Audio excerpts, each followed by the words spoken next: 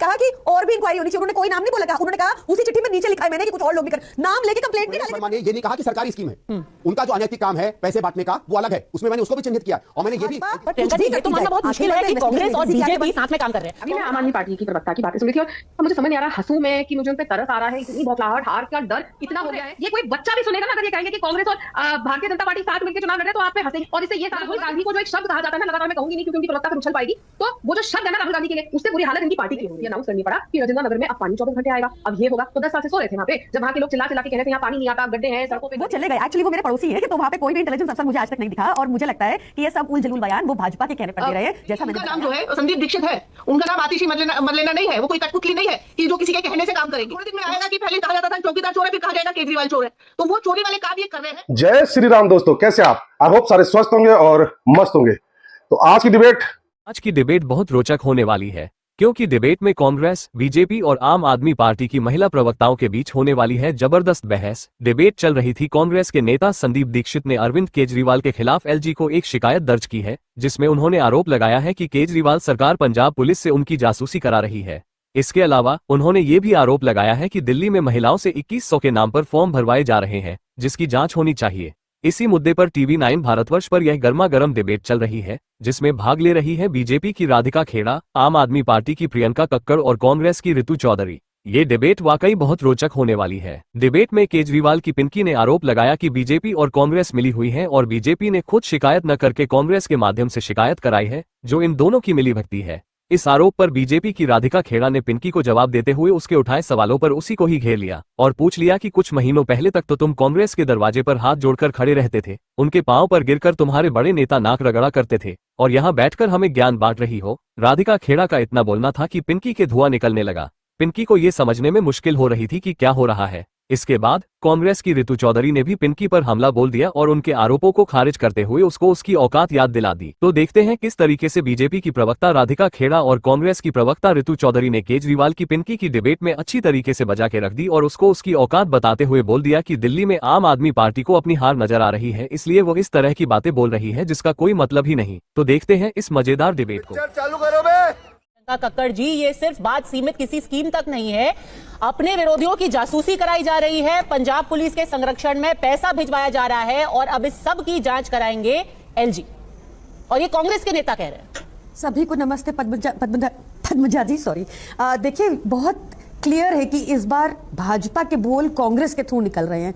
आप देखें कि हमने एक स्कीम क्या अनाउंस कर दी हमारे अपकमिंग चुनाव के, जो हम करेंगे, लागू करेंगे। जैसे हमने पहले बिजली आप पानी माफ किया, वैसे ही एक स्कीम और अनाउंस की रेवोल्यूशनरी, तब से चत्तिल मिलाए हुए हैं। 2100 रुपया हर महिला के खाते में आफ्टर चुनाव जाएगा जिनकी उम्र 18 वर्ष से ऊपर हो और जो दिल्ली के निवासी हो।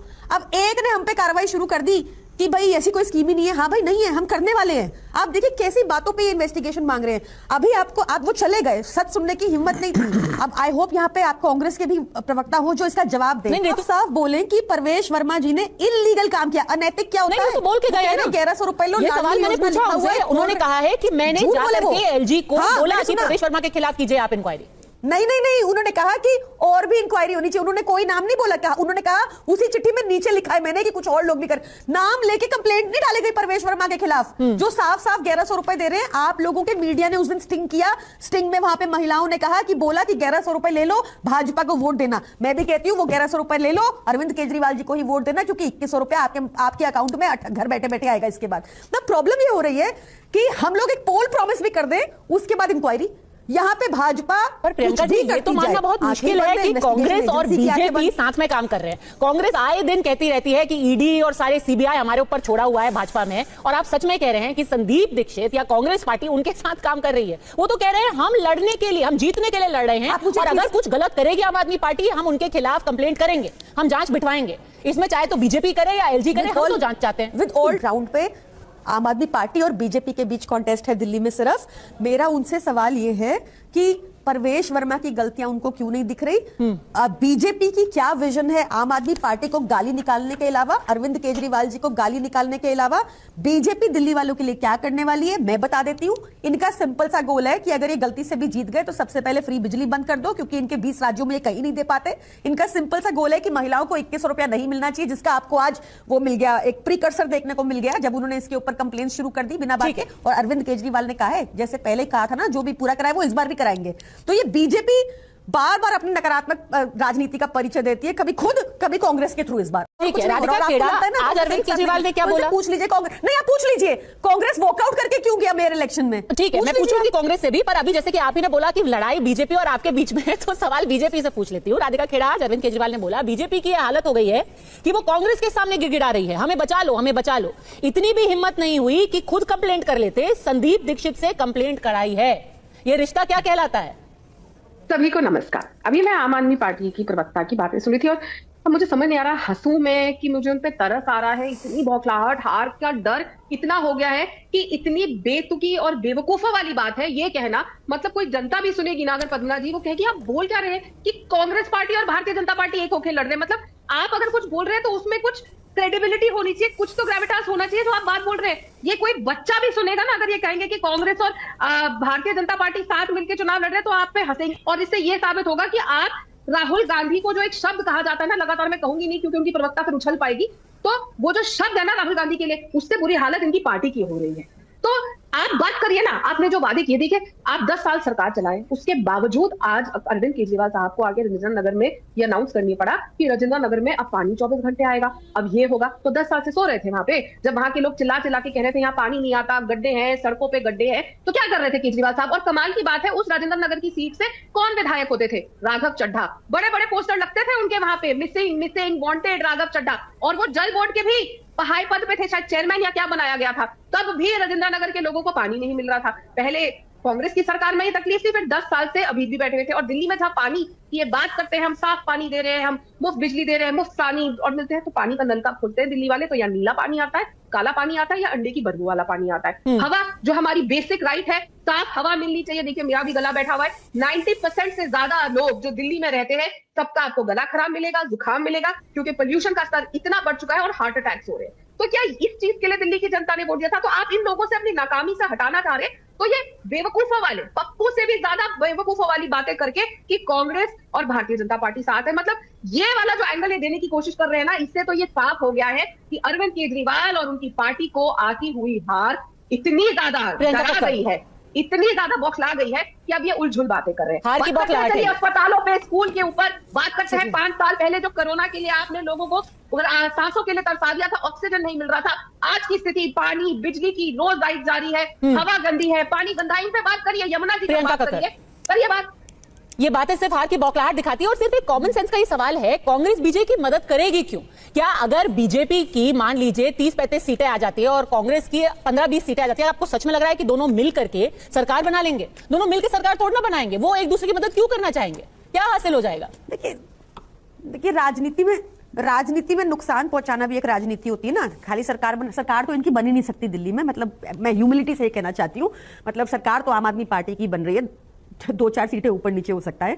बट देखिए राधिका खेड़ा जी ने बहुत सारी नेम कॉलिंग कर ली, मेरे लिए कर ली, मेरे नेता के लिए कर ली, मेरी पार्टी के लिए कर ली। अब एक बार नेम कॉलिंग से बाहर आकर कोशिश करके मुझे बताएं कि दिल्ली में उनका सीएम चेहरा कौन है, दिल्ली में उनका विजन क्या है भाजपा का, दिल्ली में प्लान क्या है। दिल्ली ने 7 सांसद दिए थे आपको भाजपा के कानून व्यवस्था पे, कानून व्यवस्था को लेकर वो क्या कदम उठाने वाली है? कुछ प्लान है बीजेपी के लिए? आप ठीक है अरविंद केजरीवाल को गाली निकाल लेना, शुरू में भी अंत में भी, बीच में बता दो क्या करोगे दिल्ली के लिए।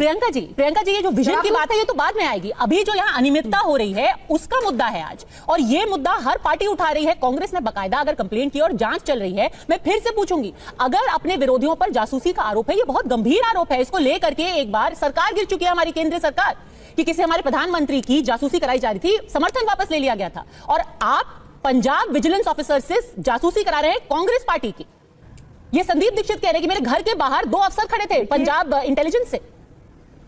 इसका तो जवाब देना पड़ेगा ना, क्योंकि वो चैलेंज देके गए हैं कि आम आदमी पार्टी से पूछिए ये इंटेलिजेंस के अफसर मेरे घर के बाहर क्या कर रहे थे, 2 चले गए ना। वो चले गए, एक्चुअली वो मेरे पड़ोसी हैं, तो वहां पे कोई भी इंटेलिजेंस अफसर मुझे आज तक नहीं दिखा, और मुझे लगता है कि ये सब उल जलूल बयान वो भाजपा के कहने पर दे रहे हैं। जैसा मैंने बताया कि मुझसे, मैं बता रही हूँ, आप कांग्रेस से पूछ लीजिए कि वॉकआउट क्यों कर दिया दिल्ली मेयर चुनाव में, ये पूछ लीजिए कांग्रेस से, पद्मा जी आपको जवाब मिल जाएगा। आप बार-बार इनकी जो बार-बार एग्जांपल दे रही हैं मेयर चुनाव का कि यहाँ पर एक अंडरस्टैंडिंग है कांग्रेस और बीजेपी के बीच में। बताइए रितु जी। कि उनका नाम जो है संदीप दीक्षित है, उनका नाम आतिशी मरलेना नहीं है, वो कोई कठपुतली नहीं है कि जो किसी के कहने से काम करेंगे। उन्होंने जो देखा, जो उनको महसूस हुआ, वो उन्होंने राष्ट्रीय चैनल पर अभी बोल दिया कि उनकी जो है जासूसी कराई जा रही है। ये केजरीवाल जी हमेशा से, अब मैं नाम नहीं लेना चाहती जो मोदी जी के बारे में कहा जाता है, लेकिन मोदी जी के ही चिन्हों पर चल रहे हैं। अब थोड़े दिन में आएगा कि पहले कहा जाता था चौकीदार चोर है, फिर कहा जाएगा केजरीवाल चोर है। तो वो चोरी वाले काम ये कर रहे हैं, जो कि अभी उन्होंने बोला कि अभी जो जासूसी मोदी जी कराते थे, अभी चौकीदार जो है यहाँ के दिल्ली के वो कराने लगे।